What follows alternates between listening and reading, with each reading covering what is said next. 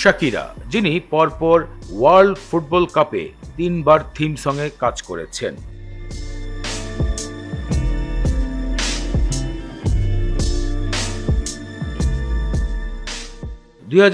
সালে হিপস don't lie, 2010 সালে Waka Waka, 2014 সালে ব্রাজিলের লা লা লা। তিনটি গানই ছিল ব্যবসাফল এবং দর্শকদেরকে আকর্ষণ করার মতন। আবারও শুরু হতে চলেছে 2026 বিশ্বকাপ ফুটবল, যেটি উত্তর আমেরিকায় উদযাপিত হবে। সেখানেও এবার নতুন থিম সং নিয়ে দেই দেই গানটিকে উৎসর্গ করেছেন ল্যাটিন শিল্পী শাকিরা।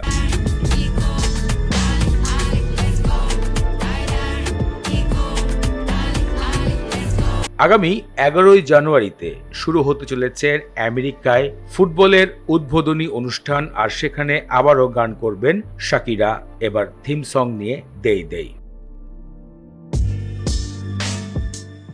এবার বিশ্বকাপে মোট 48টি দল লড়াই করবে, আর এমনই গান তুলে ধরেছেন তার আপকামিং সঙ্গে। বিশ্ববিখ্যাত এই পপ শিল্পীর বর্তমান বয়স 49 বছর। যখন সকলে তার গান নিয়ে ব্যস্ত, এ সময় সোশ্যাল মিডিয়াতে অনেকের মনেই কথা উঠেছে শাকিরা আসলে কত সম্পদের মালিক রয়েছেন। 2026 দিকে তার সম্পত্তির পরিমাণ দাঁড়িয়েছে 300 মিলিয়ন মার্কিন ডলার। সাম্প্রতিক বিষয়টি সোশ্যাল মিডিয়ায় চোখে পড়েছে। অনেকেই জানতে চান বিচারক অবস্থায় শাকিরা প্রতিটি অনুষ্ঠানের জন্য কত টাকা পারিশ্রমিক নিয়ে থাকেন।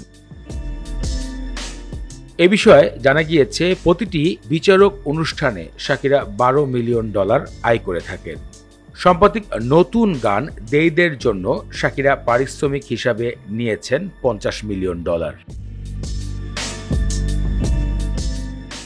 শাকিরার জীবনযাত্রায় সম্পদের পরিমাণ সবথেকে বেশি এসেছে তার মিউজিক কনসার্ট, গান লেখে এবং লাইভ কনসার্টগুলো করে।